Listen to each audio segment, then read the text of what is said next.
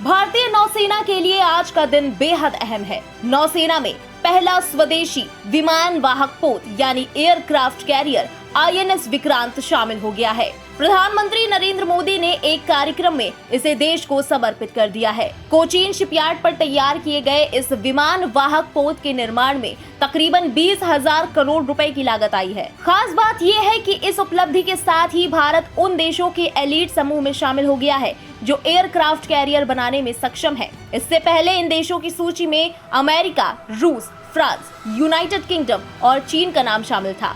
इतना ही नहीं, ये दुनिया का 7वां सबसे बड़ा कैरियर है। अब इसके बारे में विस्तार से समझते हैं। सबसे पहले नजर डालते हैं इसके आकार, प्रकार और रफ्तार पर। INS विक्रांत 262 मीटर लंबा और 62 मीटर चौड़ा है। इस लिहाज से इसके फ्लाइट डेक का आकार फुटबॉल के 2 मैदानों के बराबर हो जाता है। ये वाहक 28 नॉट्स की अधिकतम रफ्तार के साथ एक बार में 7,500 नॉटिकल मील यानी करीब 14,000 किलोमीटर की दूरी तय कर सकता है। भारत के समुद्री इतिहास में देश में पहला ये तैयार हुआ इतना विशाल जहाज है। खास बात यह है कि इसका नाम भारत के पहले एयरक्राफ्ट कैरियर के नाम पर ही रखा गया है, जिसने पाकिस्तान के खिलाफ हुए 1971 के युद्ध में बड़ी अहम भूमिका निभाई थी। बात करें इस विमान वाहक पोत की क्षमता की, तो INS विक्रांत पर 30 विमानों का समूह रह सकता है। MiG-29 के लड़ाकू विमान, KAMOV-31 helicopters, MH-60R multi role helicopters और हल्के लड़ाकू विमान इसमें शामिल हैं। समुद्र में दुश्मनों को पटखनी देने के लिए इस कैरियर पर ब्रह्मोस मिसाइल भी तैनात हो सकेगी। ये एक मीडियम रेंज मिसाइल है जिसे सबमरीन, जहाज, कैरियर या धरती से भी लॉन्च किया जा सकता है। इसके अलावा इस विशाल जहाज में कुल 18 फ्लोर हैं, जिनमें 2400 कंपार्टमेंट्स का निर्माण हुआ है। यहाँ 1600 स्ट्रॉन्ग क्रू रह सकती हैं। इसमें महिलाओं की जरूरतों के हिसाब से खास केबिन बनाए गए हैं। खास बात यह है कि INS विक्रांत पर एक आधुनिक सुविधाओं से लैस किचन भी है, जिसमें मौजूद एक यूनिट प्रति घंटा 3000 रोटियां तैयार कर सकती है। इसके मेडिकल कॉम्प्लेक्स में आधुनिक ऑपरेशन थिएटर के साथ 16 बिस्तर मौजूद है। साथ ही यहाँ physiotherapy clinic, ICU, pathology, CT scanner और एक्सरे मशीनों के साथ रेडियोलॉजी विंग, डेंटल और आइसोलेशन सुविधाएं मौजूद है। INS विक्रांत का निर्माण भारत के प्रमुख औद्योगिक घरानों के साथ साथ 100 से ज्यादा लघु, कुटीर और मध्यम उपक्रमों द्वारा आपूर्ति किए गए स्वदेशी उपकरणों और मशीनरी का उपयोग करके किया गया है।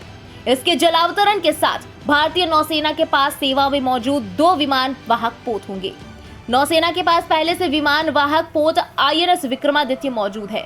एयरक्राफ्ट कैरियर यानी विमान वाहक पोत समंदर में चलते फिरते किले की तरह होते हैं। ये ऐसे लड़ाकू जहाज होते हैं जो समंदर में एयर बेस की तरह काम करते हैं। अब ये समझने की कोशिश करते हैं कि पुराने विक्रांत से नए विक्रांत तक क्या बदला। भारतीय नौसेना को 1960 में पहली बार विमान वाहक पोत मिला।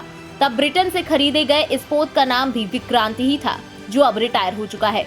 नए स्वदेशी विमान वाहक पोत का नाम भी भारतीय नौसेना के पहले एयरक्राफ्ट कैरियर के नाम पर विक्रांत ही रखा गया है। भारतीय नौसेना को उसका दूसरा विमान वाहक पोत विराट भी 1988 में ब्रिटेन से ही खरीद कर दिया गया था। तब दक्षिण पूर्व एशिया के देशों ने भारत की समुद्री महत्वाकांक्षाओं में गैर जरूरी विस्तार का आरोप लगाया था। विराट भी अब रिटायर हो चुका है। नौसेना को करीब 1 दशक पहले मिला तीसरा विमान वाहक पोत INS विक्रमादित्य रूस से खरीदा गया था। अब विक्रमादित्य के साथ विक्रांत भी भारत की समुद्री सीमाओं की रक्षा में मुस्तैद रहेगा। यानी अब INS विक्रांत के ऑफिशियली शामिल होने से नौसेना की ताकत दुगनी हो गई है। गौरतलब है कि चीन समुद्र में बहुत तेजी से अपनी ताकत बढ़ा रहा है। हाल ही में श्रीलंका में चीन के समुद्री जहाज की तैनाती के बाद भारत की चिंताएं भी सामने आई थी। ऐसे में INS विक्रांत का आना भारत की समुद्री ताकत में इजाफा करेगा। इसी के साथ इस स्पेशल रिपोर्ट में बस इतना ही। देश और दुनिया की बाकी खबरों के लिए सब्सक्राइब करें इंडिया पब्लिक खबर के YouTube चैनल को और बेल आइकन दबाना बिल्कुल ना भूलें।